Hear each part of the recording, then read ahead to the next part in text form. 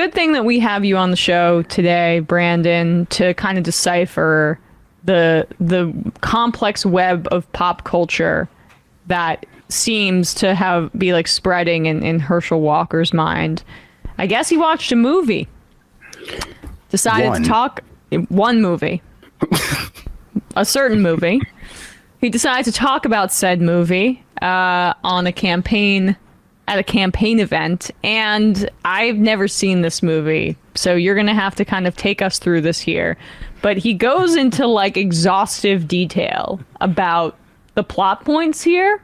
It won't help you a whole lot if you haven't seen the movie. I'm just warning you. All right. That's I mean, this is, we're on like I got hairy legs level, except, worse, because it's Herschel Walker who's a worse person. I want to tell you to keep the faith. Oh, you ever watch a stupid movie late at night hoping it's going to get better, don't get better, but you keep watching it anyway? Because the other night I was watching this movie. I was watching this movie called Fright Night, Freak Night, or some type of night, but it was about vampires. I don't know if you know vampires are some cool people, are they not? But I'm going to tell you something that I found out. What? A werewolf can kill a vampire. Did you know that? I never knew that, so I didn't want to be a vampire anymore. I wanted to be a werewolf. But then anyway, as I'm watching this movie, and they can tell how stupid it is because it's 1 a.m. So I'm watching my TV, these kids watching their TV, vampire kill on their TV. So you know it's kind of stupid, but I'm still watching though. As I'm watching this show, what was funny, these kids had a vampire in their attic at their house. So they was watching their TV. Now I'm watching my TV, as they watching their TV, or they see the vampire killer on their TV. So they win this contest to bring this actor. Now y'all got to stay with me. Bring this actor, who's a vampire killer, from their TV to get rid of this real life vampire in their attic. So as this actor comes to their home, he got all the right stuff. He got all the right stuff because you got to have a stake and got to have a thing to kill him in the heart. And he got a necklace of garlic because that worked. I don't know what it does, but it worked. You gotta have a cross because it burns. I know that worked. And then all of a sudden, this is what was so funny about it. As they're walking through the house, this guy's got the holy water. He's blessing the house, this actor. Now he's all fake.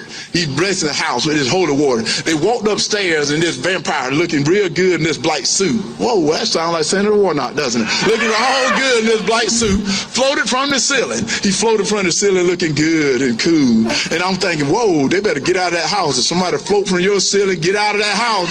That's not your house. But as he floated from the ceiling, the kid jumped behind their hero. As they jumped behind that hero, the guy jumped in front of him with this holy water, threw it on the vampire's forehead. He covered his eyes. Then he took his hand away. He started laughing. And he said, that don't work. He took the cross, he put it on the vampire's forehead. And the vampire didn't even do anything. He said, that don't work. And that's the way it is in our life. It doesn't even work unless you got faith. It is time for us to have faith. You got to have faith in our fellow brother. You got to have faith in this country. You got to have faith in the elected officials. And right now, that's the reason I'm here. Because God... Wait, his analogy is that the cross didn't work because it's fake, and then that's why we gotta have faith in God. Yeah, but like what? And he kept like praising the way the vampire looked throughout. Yeah, that vampire was cool. He looked cool, kind of like Senator Warnock. He also said he was dressed like Raphael Warnock. Cool, right? How cool is he? What this seems to me like is it's just, more like really deeply conservative kind of symbolism rhetoric about how Raphael Warnock is like a demon vampire kind of thing, and that's the lesson that we have to learn to have the faith. Yeah, because like the devil is like seductive. Like he's kind of like he's sort of a smooth operator. Like, yeah, I've always been. There's like the surface and the essence of Herschel Walker's metaphors and the stories he likes to tell on the campaign trail. And like, remember a few months ago where he's like, I think everybody's thinking it's better somewhere else. And I remember talking about this bull that was out in the field. He said 6 cows with him. 3 of them were expecting calves. Not worried about what he got now. The grass is as tall as his knees. All he had to do is eat grass. He measured that fence up and he said, you know what? I think I can jump over this fence and get over there to those other cows. And to me, like, I'm like, is this a story about him regretting running for office? Or, I mean, the obvious other essence is like, this is about how many children he has. Right. Yeah, because he's talking about like how the moral of that one was that that the cow jumps over and he's in a field and full it's of all male bulls, cows. so Yeah, he can't fuck anymore. Yes, that's the moral of that's it. the premise. But like, I always wondered, like, is that like everyone thought that was about like all of his children, but I thought like, is that like him showing some sort of regret about joining politics or something like that? This one is a lot harder for me to try to like understand. Brandon, what is the plot? What's going on here?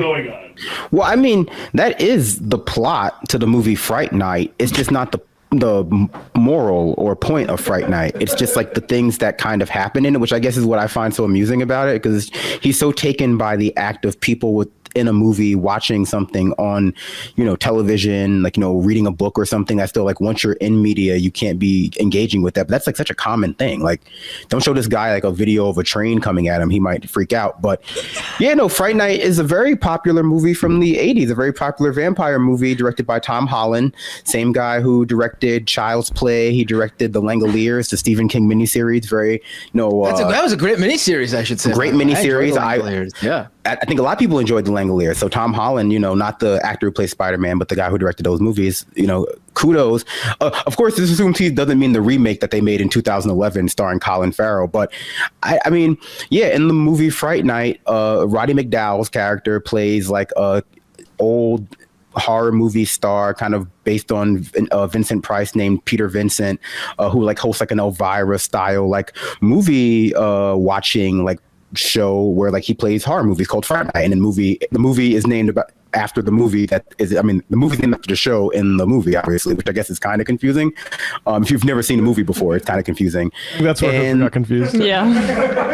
Yeah, and so like a teenager loves watching the show. Then a vampire moves into his neighborhood. It's a cool vampire, like a sexy vampire. I agree. Like the vampire starts like picking up the main teenager's like teenage so girlfriend. You agree with Herschel Walker that the vampire was cool and sexy. Good to know. They haven't played. They have Colin Farrell play him in the remake. So yeah, I mean he's supposed to be cool and sexy, but I think in the remake they have him hitting on his mom instead of his teenage girlfriend.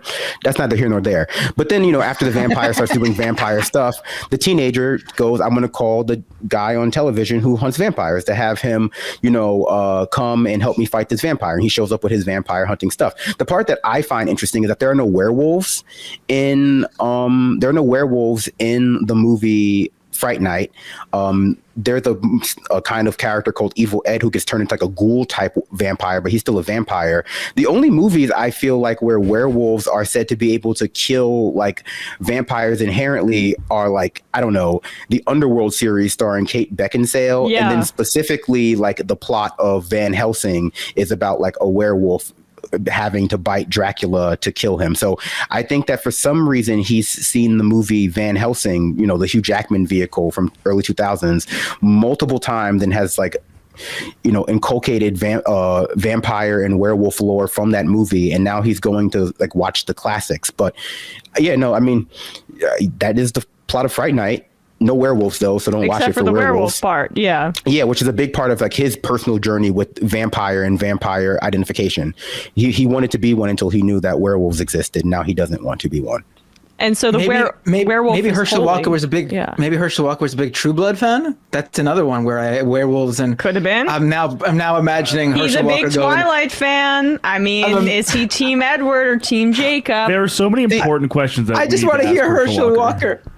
What was that? Actually, we just have so many important questions we need to get to with Herschel. Right. Like some enterprising reporter needs to be like, are you Team Jacob or Team Edward? Right. I really just want to hear him remake? say. Was it not the remake? I just want to hear him go, Suki. Yeah. Anyway, I like the way people in the South pronounce vampire. They say like vampire. Sounds good. Vampire. Yeah. Well, I think we can put a button on that one.